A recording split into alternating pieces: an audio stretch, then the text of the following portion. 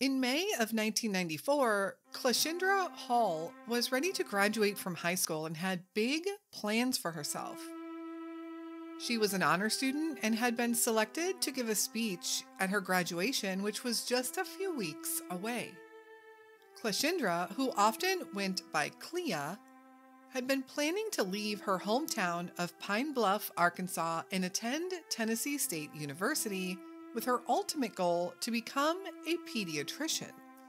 Clea had an after-school job working with a local doctor in Pine Bluff. On May 9th, 1994, she was seen going to work. Typically around 8:00 p.m., Clea would call her parents for a ride home. Clea did call her mom that night around 8 p.m. as usual, telling her she wasn't quite ready and would be calling her back soon for a ride, probably closer to 8:30. Clea's mom fell asleep while waiting for the call and woke back up around 1 a.m. Clea was not home, not at the doctor's office, and she was never seen or heard from again. Where is Clea Hall?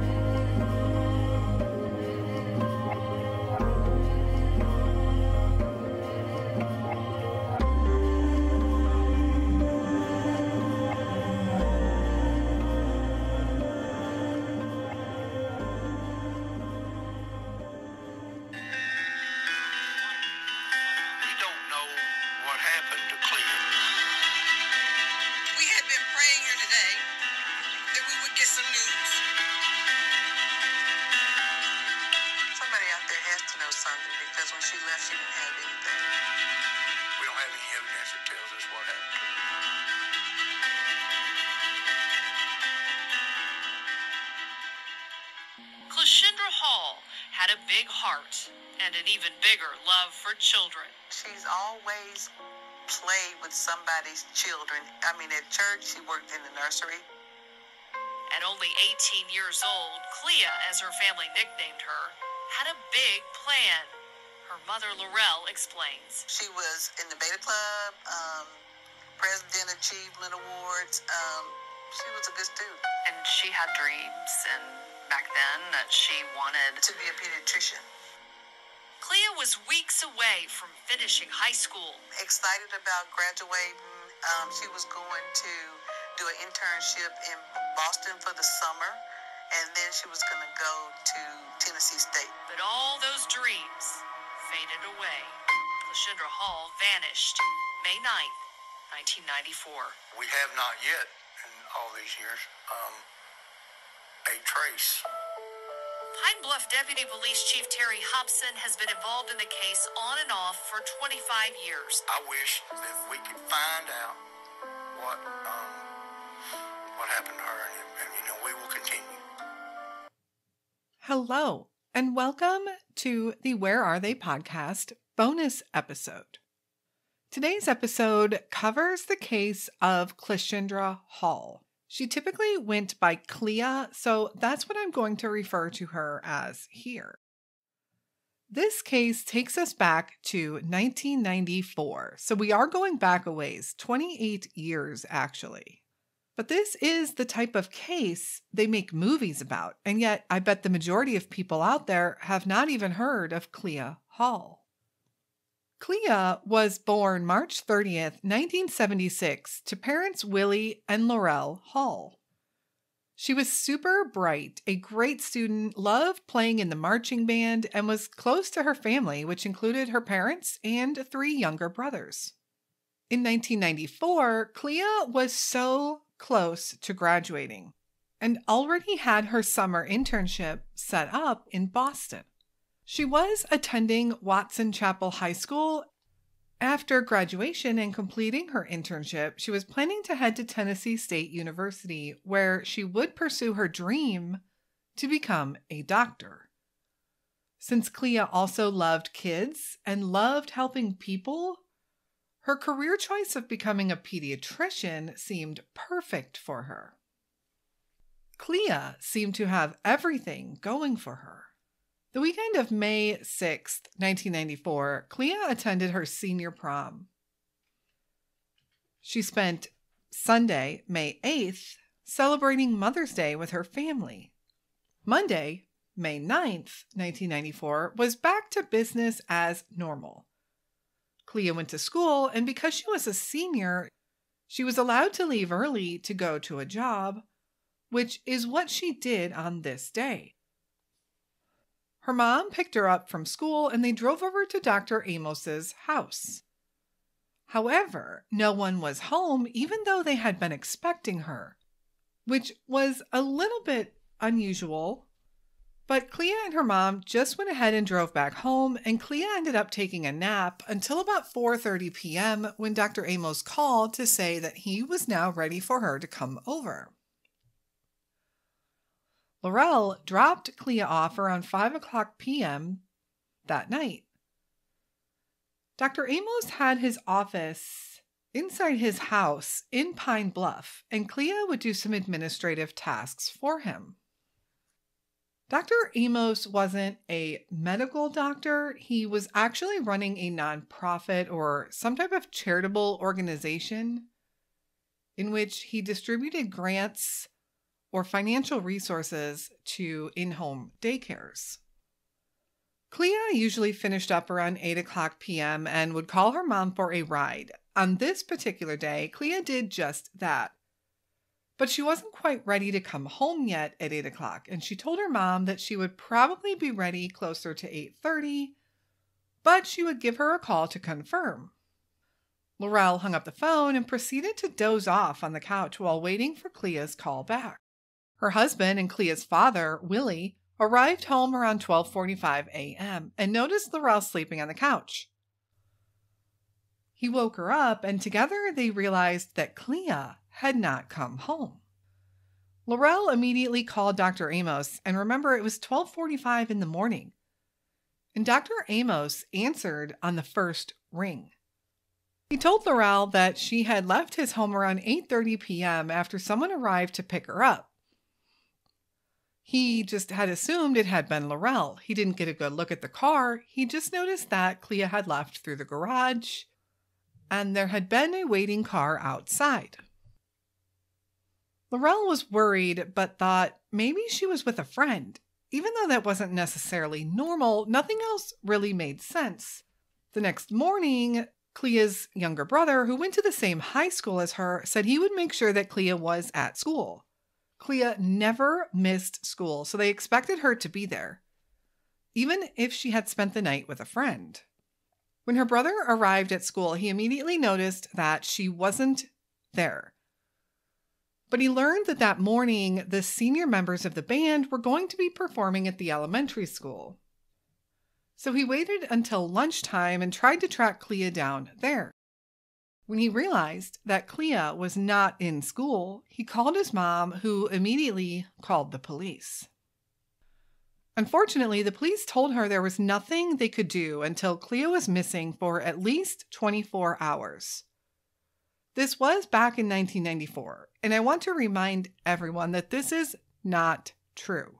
If someone you know goes missing, you can and should alert the police right away.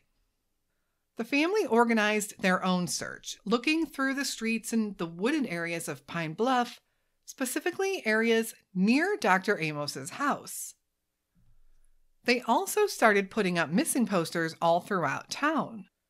This was very out of character for Clea, so everyone that knew her was quite worried about her. The following day, the police finally took an interest in her case, but at first, they still thought she had likely just run away, and she was 18 years old, so technically was a legal adult and allowed to do just that. On May 12, 1994, Dr. Amos called Laurel to ask if Clea had come home yet, and she, of course, told him no. Shortly after that call, Dr. Amos left for a business trip in the Dallas, Texas area where he stayed for 3 days. When he returned, the police went to question him, and at first he was very cooperative. He agreed, actually, to let the police search his house. However, Soon after he agreed, he got into an argument with an officer and stopped cooperating. He also would file a complaint against this particular officer for harassment. It was learned that Dr. Amos had another person working at the home that evening in addition to Clea. And this person told investigators that they saw Clea leave the home around 8:30 p.m. on foot. They thought she was just walking home. And although she usually did get a ride, her home wasn't too awfully far away from Dr. Amos's, so they just figured she was going to walk it. This, of course, contradicts what Dr. Amos said. But both of them said they saw her leave the house that night around 8:30 p.m., which is exactly when she told her mom she would likely be done working and ready to go. But it would be 2 weeks after Clea went missing before police would obtain a warrant to search Dr. Amos's home office. They executed the warrant, but they found nothing. Laurel was very upset with the police, thinking that the 2-week delay would have given Dr. Amos ample time to clean up any type of crime scene. Police began to change their theory from a runaway to a kidnapping. The more they looked into Clea's life and her family, they realized she wasn't the type of kid to just take off, especially when she had so much going for her and her future. The police were now leaning towards the story that she left the home on foot and was kidnapped while walking home. Some odd things were starting to happen involving Dr. Amos, however. Shortly after Clea's disappearance, he had begun doing some home renovations, and he did start cooperating again with law enforcement, although he did refuse to take a polygraph. It also came out that Dr. Amos was a little bit of a shady businessman, often hiring people to do some work for him, then refusing to pay them, claiming he didn't like the work they performed. It also came out that he was paying Clea less than minimum wage, but she hadn't minded because he was flexible with her school hours. Laurel and Willie also decided to do some research on their own on Dr. Amos, and they tracked down his ex-wife and asked if she would meet with them. She agreed.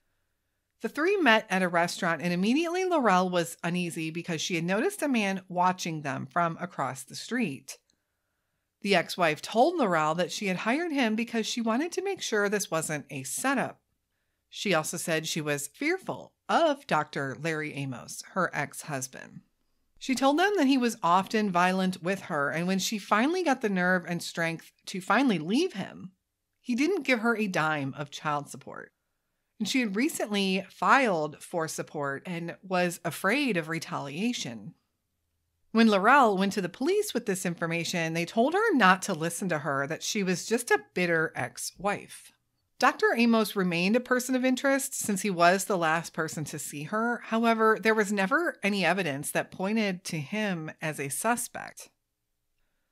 Police also investigated a boy that Clea was friends with.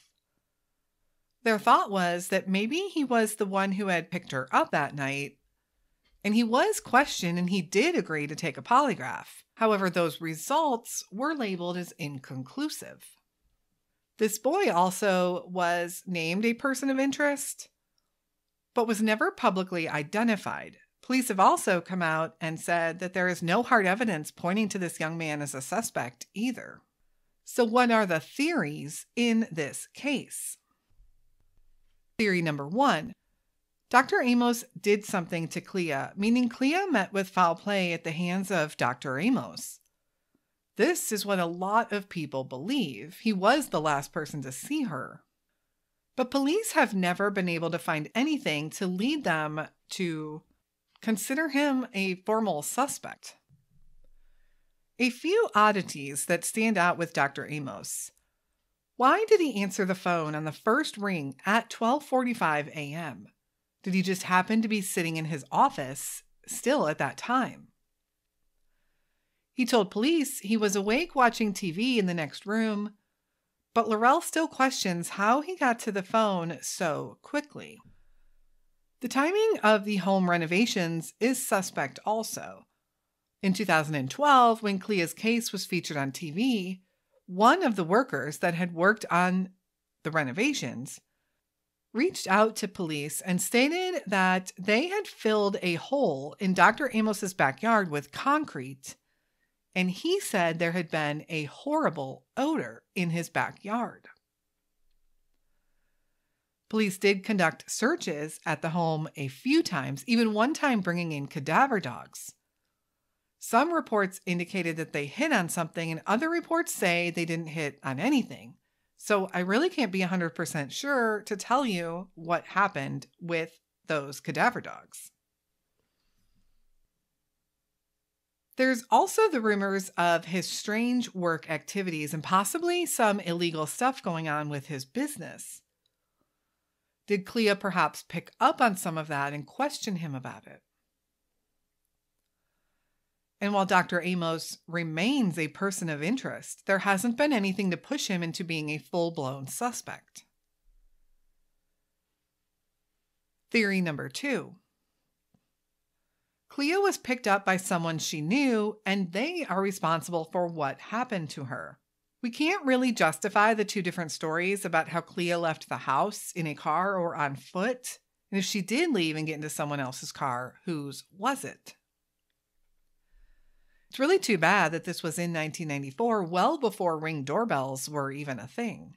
Was it possibly this boy that police have identified as a possible person of interest? He had driven her to work at Dr. Amos's house before. And Dr. Amos apparently wasn't happy about the fact that this young man would bring Clea to work. In fact, he told Clea that he didn't approve of courting on his property, which just seems like a really weird thing to say.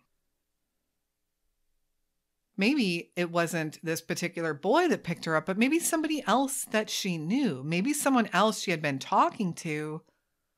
Maybe this is why she called her mom to let her know she would be running late that night. Theory number 3. A kidnapping. Did Clea end up walking home after all, as the other employee at Dr. Amos's had said? Maybe this was a crime of opportunity.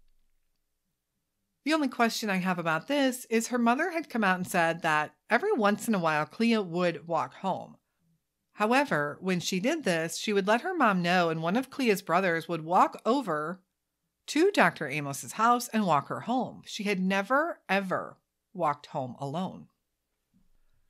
I'm also curious if this other employee there that night has been questioned. It's quite odd that both they and Dr. Amos have different stories about how Clea left.